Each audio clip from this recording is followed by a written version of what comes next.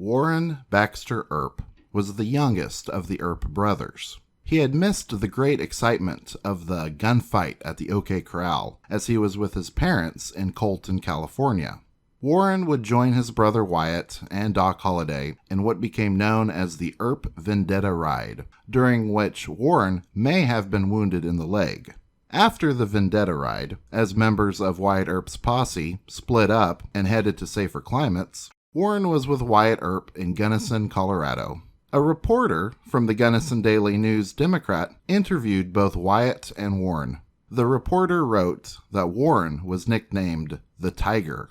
The Tiger is a good one. He's a square man, but he will fight when necessary. And you ought to see him turn himself loose. He'll just grab his 2 6-shooters and shut his eyes and wade in. He's a holy terror when he gets started. Wyatt is the general of the party, but the Tiger is generally on hand when there's any fighting to be done.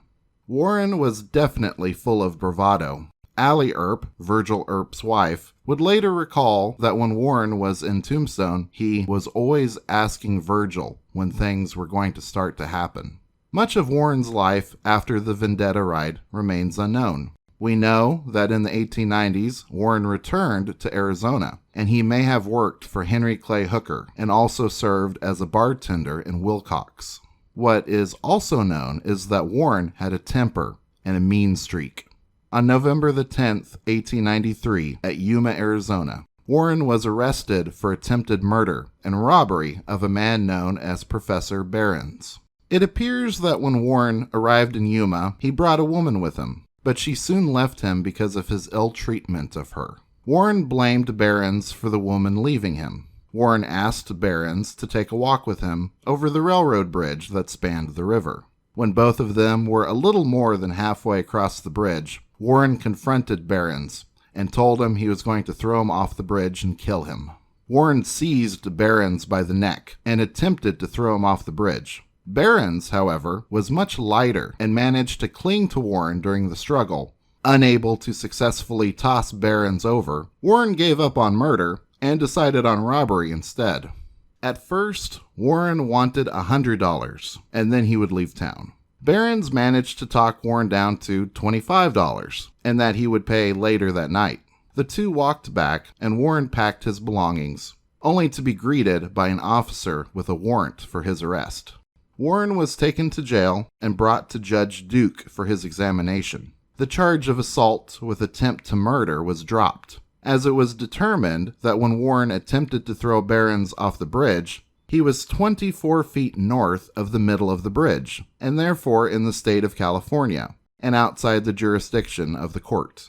Warren was still charged for extortion, but was released. He left Yuma on the first train available. In 1896, there was a report in the Arizona Republic that Warren was arrested and sent to jail for stealing $20 from a Monte table in Geronimo, Arizona.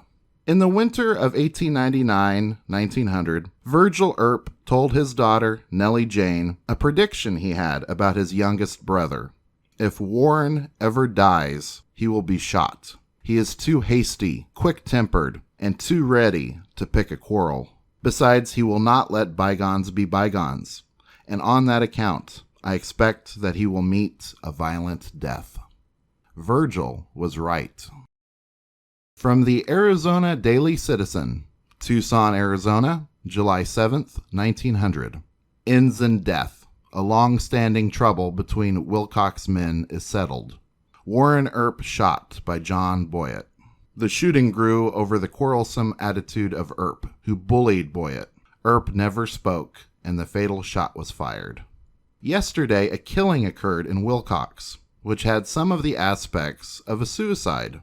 There had been bad blood between Warren Earp and Johnny Boyett for some years. Earp had a disagreeable habit, when under the influence of liquor, of running Boyett all over town. Boyett, it seems, never sought a quarrel, and always sought to avoid Earp when he was looking for trouble. It was not long ago that Earp got Boyett in a saloon, and with a 6-shooter pressed to his stomach, made him promise that if he and Earp ever had another quarrel, a killing would result. Yesterday morning, about 1 o'clock, the long-deferred tragedy took place. The two men met in a restaurant, at the back of Brown's saloon. Earp was under the influence of liquor and started to abuse Boyett. Bystanders say that they never heard any man take such abuse. After some minutes, the two men went into the saloon where Earp said, "Boyett, get your gun and we will settle this thing right here. I've got my gun, you go and get yours." Boyett then went out to the hotel, secured two .45 caliber Colts, and returned to the saloon. He advanced to the middle of the room and called out, "Where is that blank?" Just then Earp appeared in the door of the restaurant. Boyett fired some shots at him, whereupon all ran out of the saloon but Brown, the proprietor, who jumped behind the bar. Boyett fired 2 more shots, both into the floor, and Earp disappeared from the restaurant door. In a few seconds he entered the saloon by another door, having gone out of the rear room and walked around the building. Boyett was still standing in the middle of the saloon, and as Earp entered, he warned him not to come near him. Earp advanced, and throwing open his coat, said, "Boyett, I'm unarmed. You've all the best of this," but still continued to advance in spite of the warning. Brown says that Boyett repeated his command not to advance 4 or 5 times. When Earp had approached within 8 or 10 feet of him, Boyett fired 1 shot, and Earp plunged forward, dead. In Earp's hand was found a small pocket knife, half open, but aside from that, there was nothing on his person that might have been used as a weapon. Deputy Sheriff Page, who brought the news of the killing to Tucson, says that Boyett was always a peaceable man and put up with a great deal from Earp. Earp is well known in Tombstone, belonging to a family which has figured largely in the annals of that camp. Boyett is a small rancher and cattleman at Hot Springs. From the Tombstone Weekly Epitaph, Tombstone, Arizona, July 15th, 1900. Warren Earp killed. John Boyett exonerated by the coroner's jury. Word was received here today that John Boyett, who killed Warren Earp at Willcox on Friday night, has been exonerated by the coroner's jury. Earp was a member of the widely known Earp family of Tombstone fame. Boyett is a well-known cattleman. It is understood the two men have not been on friendly terms for some time. At the time of the killing, both met at a saloon in Willcox, and it is said Earp became abusive and told Boyett to get his gun. The latter did so, and returning found Earp in bad mood. Earp started for Boyett with a pocket knife in his hand, at the same time saying he was unarmed. Boyett warned Earp to stop, as he would take no chances, and ordered him not to proceed farther on pain of being killed. The deceased paid no attention to the warning, and in advancing received the fatal shot. It was later found that Earp was unarmed, save the pocket knife. This is in effect the report of killing as reached here. The verdict of the coroner's jury has not yet been officially received here.